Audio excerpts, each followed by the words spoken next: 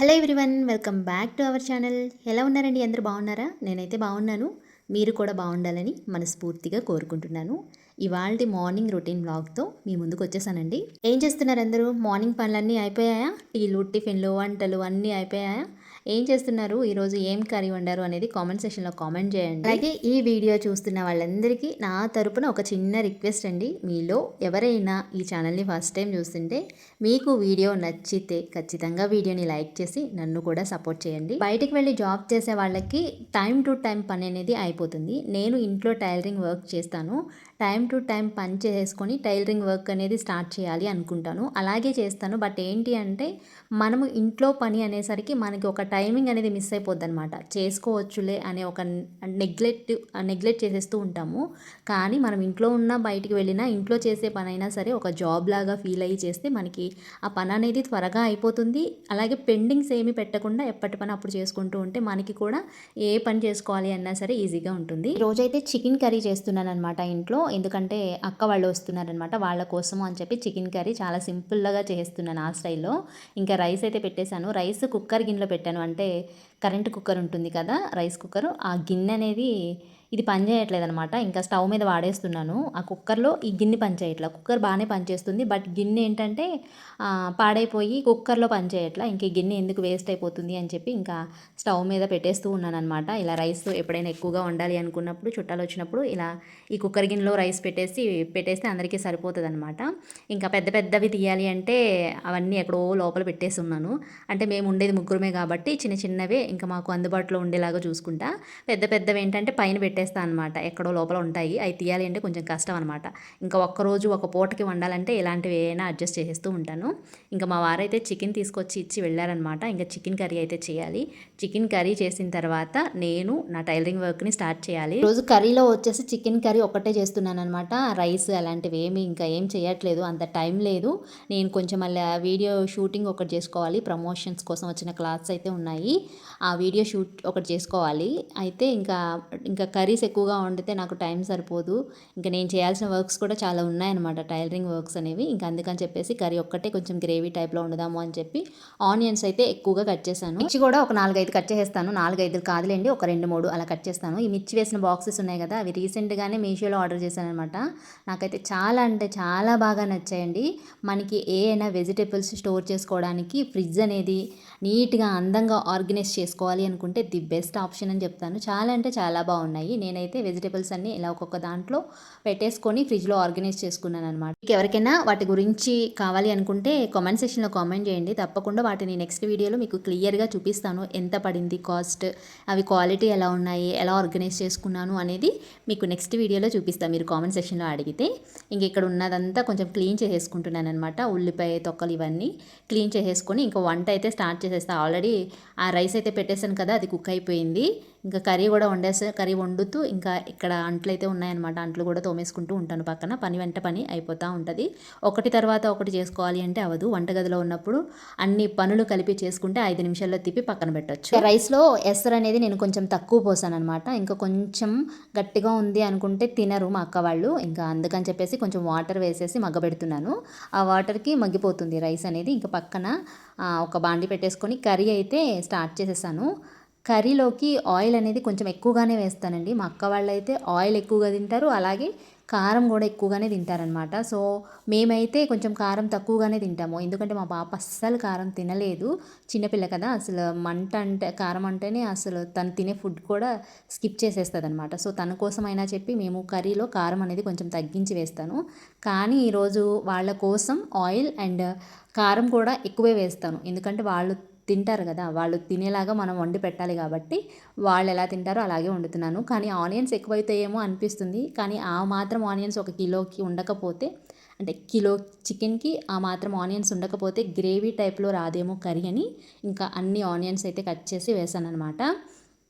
ఇంకా ఒకవైపు ఆనియన్స్ అనేవి ఫ్రై అయిపోతూ ఉంటాయి. ఈలోపు నేను ఈ చికెన్ని కట్ చేయాలి. మా వారు ఉన్నారనుకోండి, చాకుతోనే పట్టుకొని కట్ చేస్తూ ఉంటాము. ఒకరు పట్టుకుంటే ఒకరు కట్ చేస్తూ ఉంటాము. కానీ మా వారు లేకపోతే కత్తిపీటతో పని తప్పదనమాట. ఈ కత్తిపీట ఎప్పుడో కొని ఒక 7-8 సంవత్సరాలు అవుతుంది. చిన్న కత్తిపీట అస్సలు వాడిందే లేదు. ఇదైనా ఎందుకు కొన్నాము అంటే ఎప్పుడైనా చేపలు కానీ ఏవైనా కత్తిపీటతోనే కొయ్యాల్సినవి ఏమైనా ఉంటే ఇలా చికెన్ తెచ్చుకున్నప్పుడు కానీ, అంటే చాకుతో కోసం అనుకోండి వేరే మనిషి సాయం కావాలి. ఇలా కత్తిపీట అనుకోండి ఒక్కరే కోసేయొచ్చు కదా! మా వారు లేనప్పుడు కత్తిపీటని యూజ్ చేస్తాననమాట. మా వారు ఉంటే గనక తను అంటే తను కోస్తూ ఉంటాడు. నేను చికెన్ పట్టుకుంటూ ఉంటాను. కానీ మా వారు లేనప్పుడు ఈ కత్తిపీటతో కష్టాలనేవి తప్పవన్నమాట.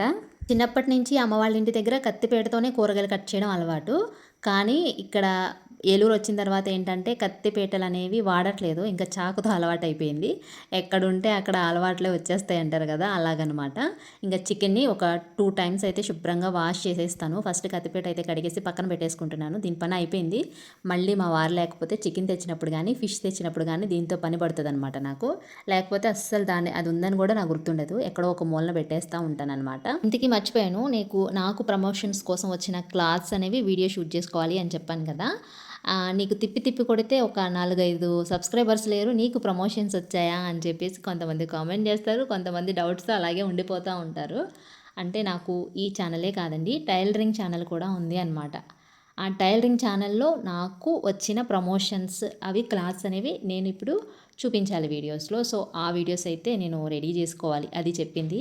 ఈ ఛానల్‌లో ప్రమోషన్స్ కాదు. మీకు ఒక క్లారిటీ వచ్చింది అని అనుకుంటున్నాను.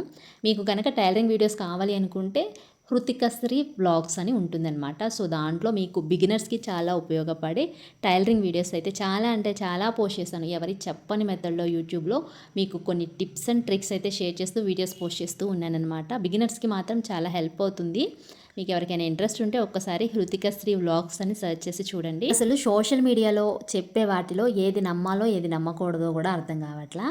కొంతమందేమో చికెన్ కడగాలి అంటారు. కొంతమందేమో చికెన్ కడగకుండా ఎక్కువసేపు ఉడికిస్తే సరిపోతుంది అంటారు. చికెన్ కడగడం వల్ల బ్యాక్టీరియా అంతా చుట్టుపక్కల ఏరియాలో పడి ఆ బ్యాక్టీరియా అంతా దానివల్ల మనకి ఫీవర్ వస్తుంది, సంథింగ్ ఇలా ఏదో ఒకటి అవుతుంది అంటారు. ఒకవేళ చికెన్ కడగకుండా వేసేస్తే ఆ బ్యాక్టీరియా అనేది ఉడికినప్పుడు పోతుంది. ఎక్కువసేపు ఉడికించాలి అని చెప్పి చెప్తున్నారు. అసలు ఏది నిజమో ఏది అబద్ధమో, అసలు మీరు కర్రీ వండితే చికెన్ కడుగుతారా కడగకుండా వండుతారా అనేది కొంచెం నాకు కామెంట్ సెక్షన్లో కామెంట్ చేయండి అబ్బా. ఇంకా ఒకవైపు రైస్ కర్రీ పెట్టేశాను కదా స్టవ్ పైన. ఇంకా అంట్లు అయితే ఉన్నాయన్నమాట.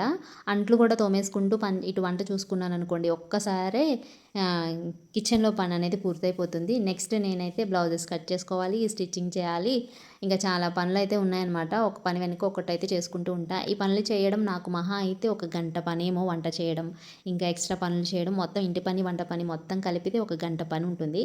కానీ వీడియో షూట్ చేసుకుంటూ చేయాలి అంటే గంట పని కాస్త 2 గంటలు అవుతుంది అనమాట. కానీ ఈ వీడియోస్కి ఏమైనా వ్యూస్ వస్తాయా ఇంత కష్టపడినందుకు అనుకుంటే 100, 200 తప్ప ఎక్కువ వ్యూస్ అయితే రావు. కష్టానికి తగిన ఫలితం అయితే రాదు. కానీ కష్టపడితే ఫలితం అనేది ఎప్పుడో ఒకసారైనా వస్తుంది అనే నమ్మకంతో పనులనేవి చేస్తున్నానన్నమాట. వీడియో షూట్ చేయడం అంటే పనులు చేసుకోవడం ఒక గంట పని. ఆ పనులు చేసుకుంటూ వీడియో షూట్ చేస్తే గంట పని కాస్త 2 గంటలు అవుతుంది. కానీ ఆ 2 గంటల పని పక్కన పెడితే వీడియో ఎడిట్ చేసుకోవడం, వాయిస్ ఓవర్ ఇవ్వడం దానికన్నా డబుల్ పని. ఎడిట్ చేసుకోవడం ఒక గంట పడుతుంది, దానికి వాయిస్ ఓవర్ ఇవ్వడం ఒక గంట పడుతుంది, మళ్ళీ అది సేవ్ అవ్వడానికి ఒక గంట పడుతుంది. ఇలా టైం అంతా ఈ వీడియోస్కే సరిపోతుంది. ఇంకా మొత్తానికి అన్నం ఉడికిపోయింది, కూర కొంచెం దగ్గరలో పడిపోయింది, అంట్లు కూడా అయిపోయాయి. ఇంకా షింకు ఖాళీ అయిందనమాట. టీ తాగిన గ్లాస్ ఒక్కటి ఉంది, ఇంకా అదైతే తర్వాత కడుగుదామని చెప్పి పక్కన పెట్టాను. ఇంకా ఇల్లు అయితే తుడిచేసాను కదా ఫస్ట్. ఇంకా వంట చేసిన తర్వాత బయట ఏరియా అయితే తుడుస్తున్నాను అనమాట. ఇది పక్కన కొంచెం సందులా ఉంటుంది, మాకు చిన్న సందు అనమాట. ఇది వాష్ ఏరియా. దాని తర్వాత ఇలా ఉంటుందన్నమాట వాడుకోవడానికి. ఇంకా ఇదైతే కొంచెం క్లీన్ చేసేసుకుందాము, చాలా చిరాకుగా ఉంది, దుమ్ము పడిపోయి. బయట ఏంటంటే ఊడుస్తాను, నీట్గానే ఉంటుంది, కానీ గాలి వచ్చినప్పుడు ఎక్కడ లేని దుమ్ము అంతా ఈ ఏరియాలోనే ఉంటుంది అనమాట. ఊడ్చినట్టు అస్సలు కనిపించదు. అందుకని చెప్పేసి ఇంకా గాలి ఎప్పుడైతే ఆగుతుందో నేను కూడా తుడవడం అప్పుడే స్టార్ట్ చేస్తాను. లేకపోతే తుడిచిన పని చేసిన వాల్యూ అంటే ఉండదన్నమాట, ఎగిరిపోతుంది. ఇంకా ఒక చోటు ఉండదు. నేను తుడుస్తూ ఉంటే అది వెనక్కి ఎగురుతూ ఉంటుంది. వాటర్తో కడిగితే మళ్ళీ ఆ దుమ్ము కూడా వాటర్తో పాటు వెళ్ళిపోయి నీట్గా ఉంటుంది. కానీ రోజు కడగాలి అంటే కొంచెం శ్రమ ఎక్కువ అనమాట. సో అందుకని చెప్పేసి టైం ఎక్కువ పట్టేస్తుంది అబ్బా. నాకు ఈ పనులన్నీ మేనేజ్ చేసుకోవడానికి టైం సరిపోవట్లేదు. అందుకని చెప్పేసి ఇంకా వారానికి 1-2 సార్లు మాత్రమే కడుగుతాను. తీసుకెళ్తున్న మూట ఏంటి అనుకుంటున్నారా? మూట మట్టి మూట అండి. నిన్నైతే కొన్ని మొక్కలు అయితే పెట్టానమాట, చిన్న చిన్నవి కుండీలు ఉంటే దానిలో కలబంద మొక్కలు అయితే తీసుకొచ్చింది అమ్మ. సో వాటిలో పెట్టడానికి మట్టిని తీసుకొచ్చాను. మట్టి కొంచెం మిగిలిందనమాట. మళ్ళీ పడేస్తే వేరే మొక్క ఏదైనా పెట్టేటప్పుడు మళ్ళీ మట్టి ఉండదు అని చెప్పేసి మూటగట్టి పక్కన దాచాను అనమాట. ఇంకా ఈ సందు కూడా ఊడ్చేసాను. ప్రస్తుతానికి పనైంది. సందు ఊడ్చే ముందే వాషింగ్ మిషన్‌లో బట్టలు ఏసేసాననమాట. అవి గూడా వాష్ అయిపోతున్నాయి. ఈలోపు నేను అవి వాష్ అయ్యేలోపు ఒక బ్లౌజ్‌నైతే కట్ చేసుకుంటున్నా. ఇది అర్జెంట్‌గా ఇవ్వాల్సుంది. కట్ చేసేసి స్టిచ్ చేసేస్తే ఇంకా హుక్స్‌లు వేసేసి ఆ కస్టమర్‌కి అయితే ఇచ్చేస్తాననమాట. శారీ ఫోల్డింగ్స్‌లో ఇలాంటి పేపర్ కవర్స్ అయితే వస్తాయి కదా! ఇవి అస్సలు పడేయనండి. ఎందుకంటే మనకి అరమరలు సర్దుకున్నప్పుడు మనకి పేపర్ లాగా ఇది బాగా యూజ్ అవుతుంది. అందుకని చెప్పి ఇలాంటి కవర్స్ వస్తే నేను ఫోల్డ్ చేసి దాస్తాను కానీ అస్సలు పడేయననమాట. అది దేనికైనా ఉపయోగపడుతుంది అని చెప్పేసి దాస్తాను. ఇంకా మా పాప అయితే నీ జుట్టు సరిగ్గా లేదు, కొంచెం సరి చేసుకో మమ్మీ, పిచ్చి దానిలా ఉన్నావు అని చెప్పి చెప్తుంది. అందుకని చెప్పి జుట్టు సరి చేసుకుంటున్నాననమాట. ఇంట్లో ఎలా ఉన్నా సరే ఈ వీడియో చాలామంది చూస్తారు కదా! నిజంగానే పిచ్చిది అనుకుంటారేమో అని చెప్పి ఇంకా జుట్టు సరి చేసుకొని ఇంకా బ్లౌజ్ అయితే కట్ చేసేస్తున్నాను. ఆల్రెడీ బ్లౌజ్ లైనింగ్ కట్ చేసుకున్నాను. ఇది వచ్చేసి బ్లౌజ్ పీస్ అనమాట మెయిన్ శారీలోది. ఇంకా దీనిపైన అయితే ఆ లైనింగ్ పెట్టేసి కట్ చేసేసుకోవాలి. ఈ టైలరింగ్ టేబుల్ వచ్చేసి బెడ్రూమ్లో వేసుకున్నాను అనమాట. ఎందుకంటే టైలరింగ్ వీడియో షూట్ చేస్తాను కదా! కొంచెం ఎవరు ఉన్నా సరే డిస్టర్బెన్స్గా ఉండకుండా నాకు మంచిగా ఉంటుంది అని చెప్పేసి బెడ్రూమ్లో అయితే వేసుకున్నాను అనమాట. అంటే ఎవరి వాయిస్ వినకుండా నేను వాయిస్ ఓవర్ ఇచ్చినా సరే, లేకపోతే వాయిస్ మాట్లాడుకుంటూ వీడియోస్ చేసినా సరే నాకు ఎలాంటి డిస్టర్బెన్స్ ఉండదు అని చెప్పేసి ఇంకా బెడ్రూమ్లో ఈ టైలరింగ్ టేబుల్ అనేది ఉంచేసాను. స్టిచ్ చేసే మెషిన్ వచ్చేసి ఇందాక చూపించాను కదా పక్క సందులో అయితే పెట్టేశాను అనమాట.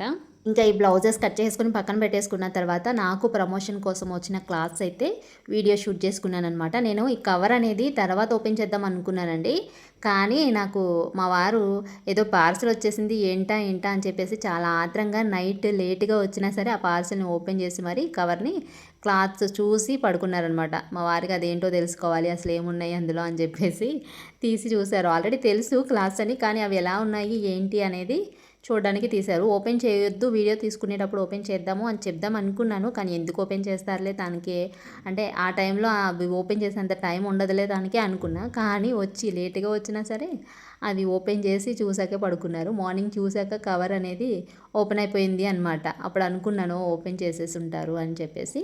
ఇంకా క్లాస్ అయితే వీడియో షూట్ చేసుకున్నాను.